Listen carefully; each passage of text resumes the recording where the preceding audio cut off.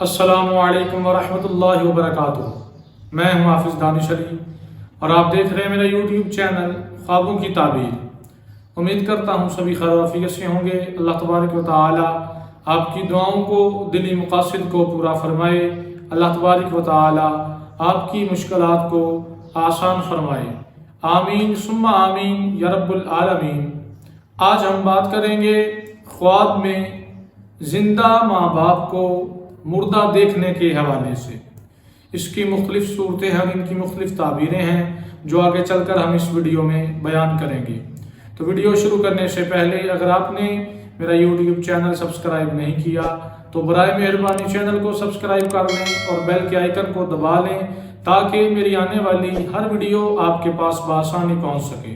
تو گفتگو شروع کرتے ہیں۔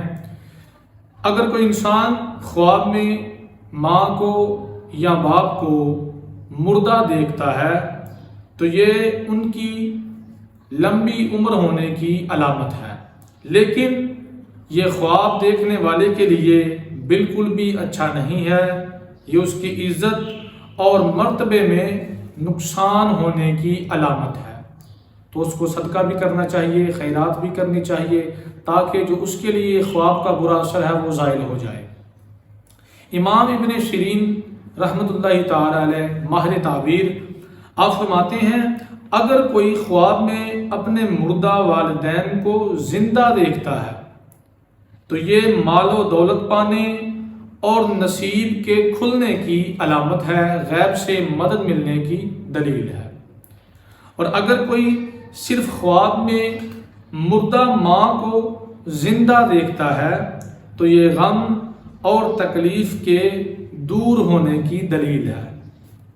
خواب میں مردہ والدین کو خود سے ناراض دیکھنا، خود سے بیزار و ناراض دیکھنا، یہ اللہ کے ناراض ہونے کی علامت ہے اور گناہگار ہونے کی دلیل ہے۔